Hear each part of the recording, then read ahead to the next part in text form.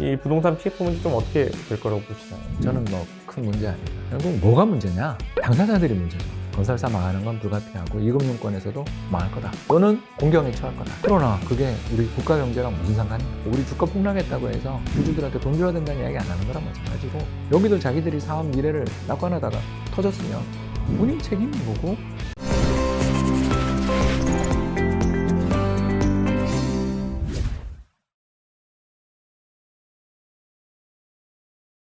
근데 사실 이제 이 증시도 증시지만 이제 부동산 시장이 이제 또 새로운 뇌관, 이 뇌관이라는 표현이 맞는 것 같아요. 이게 이제 태양건설이 어떻게 끝날지 뭐 가늠할 수 없는데, 태양건설 부도가 현실화되나 아니면 워크아웃도 뭐 뭉개지냐 뭐 이런 얘기까지 나오니까, 그런 게 이제 연쇄적으로 뭔가 이 연쇄 부도 혹은 뭐 이 자산 시장 전체에 영향을 미칠 것이다 라는 관측들도 나오는데, 대표님 보시기에는 이 부동산 PF 문제 좀 어떻게 될 거라고 보시나요? 저는 뭐 큰 문제 아니다. 예. 이제 이 부분에서 조금 해명이자 이제 설득이 필요한 부분인데요. 첫 번째, 규모가 작아요. 130조라고 하는데, 사실 2010년 그 저축은행 사태 때 80조, 70조에 비해서 2배도 안 되고요. 더 나가서 그때 비해서 우리나라 경제 규모가 2배 커졌어요. 그리고 두 번째, PF에 연관되어 있는 주체가 은행이 아니에요. 그때는 은행이 대다수였어요. 그래서 은행들 굉장히 고생했습니다.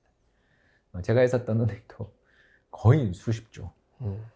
그러니까 그만큼 그때는 은행들이 프로젝트 파이낸싱에 가세를 해서 문제를 일으키고, 또 자기들이 엄청난 규모의 충당금을 쌓아야 했기 때문에 신용경색이 벌어졌고, 그게 그 뒤에 혹시 기억나실지 모르겠습니다만 동양증권 사태, 더 나가서 한진해운, 대우조선해양 사태로 갔던 거 기억나실 겁니다.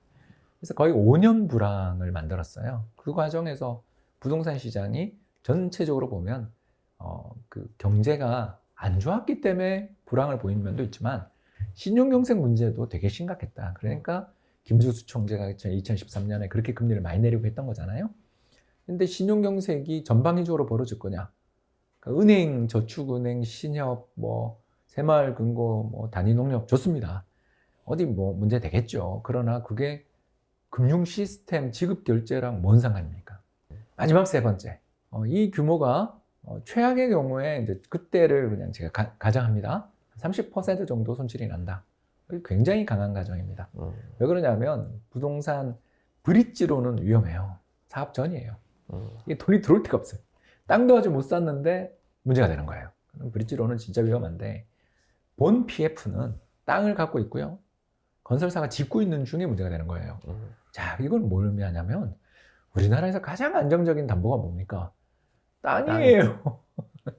그죠? 그리고 이렇게 심사숙고해서 이금융권에 있는 그 많은 심사역들이 이거 PF 투자 해주겠다고 했으면 안 좋은 자리는 아닐 거예요. 영 이상한 데들은 아닐 거 아닙니까?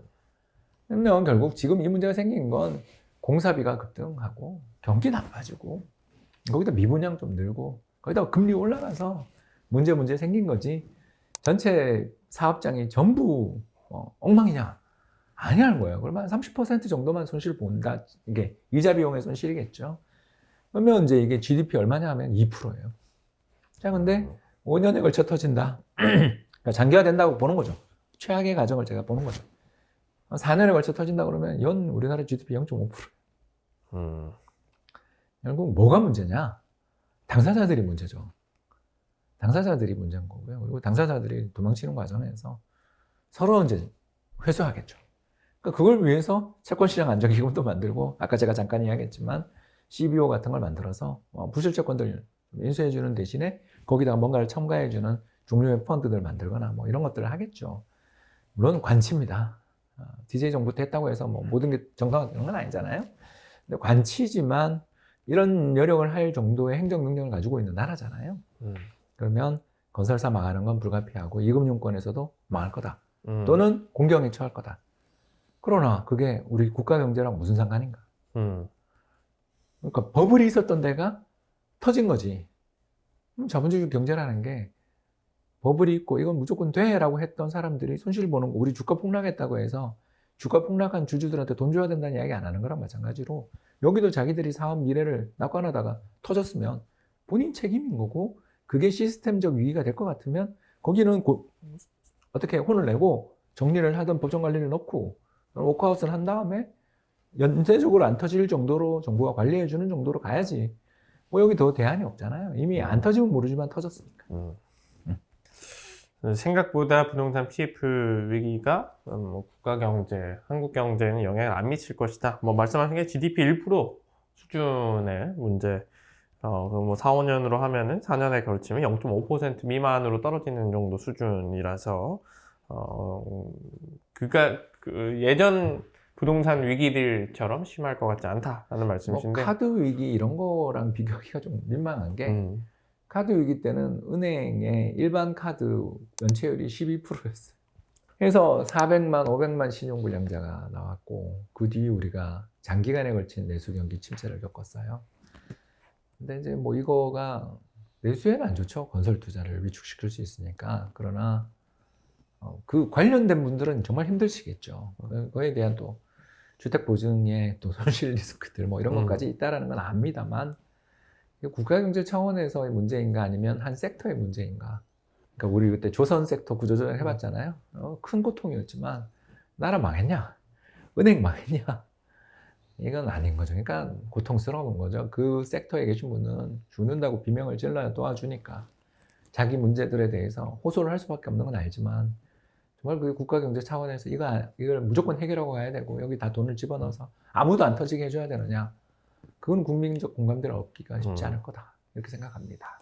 최근에 부동산 관련된 분들 만나보면 이 자금 조달 시장이 양극화되어 있다는 얘기를 그렇죠. 합니다. 이제 PF 방식은 자금 조달이 굉장히 어려워졌지만 이제 사실 이제 오피스 관련 매물이라든지 이런 데는 또 뭐 돈을 싸가지 못해서 뭐 이렇게 난리라는. 제가 사업하잖아요. 네. 오피스 구하러 다녀보면 알아요. 아, 와, 정말 없습니다. 공실률이 뭐 전 세계 최저 수준이라고 하더라고요. 우리나라는요, 뭐든 양극화예요. 우리는 전 세계 오피스 시장하고는 다르고요. 우리나라는 어디가 지금 정말 힘드냐면 상가랑 꼬마 빌딩. 그러니까 이게 마지막으로 그 오피스텔 또는 생숙 또는 지산. 그 마지막에 제일 올랐던 데들이 지금 문제인 거죠. 항상 그래요. 빌라가 먼저 터졌고요. 이제 연쇄적으로 이런 부분이 왜냐하면 그때 너무 정부가 주택 공급을 막았으니까 어쩔 수 없이 그 주택 공급의 대체 시장으로 갔다고요. 이 오피텔 이런 것까지 우리가 아파텔, 예, 기억 안 나세요? 뭐 이런 것들 엄청 많았잖아요.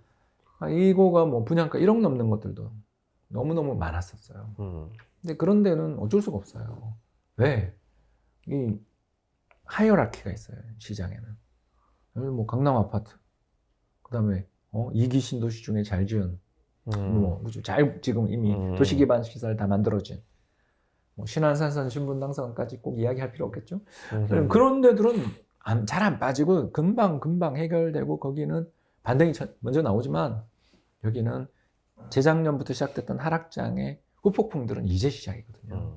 그래서 여기가 아마 토지부터 건물이나 오피스나 이런 쪽에 경매가 아마 어마어마하게 나올 것이고 그래서 이쪽 아까 방금 이야기한 상업용 우리 부동산 시장 어떻습니까? 라고 물으면 완전 양극화가 제일 심한 데가 여기다. 이렇게 보고요. 아마 경매의 전성기가 오지 않겠나. 2013년, 14년 같은 그때는 소액 부동산 경매가 대유행이었던 거. 그때가 이제 10년 만에 온 거죠.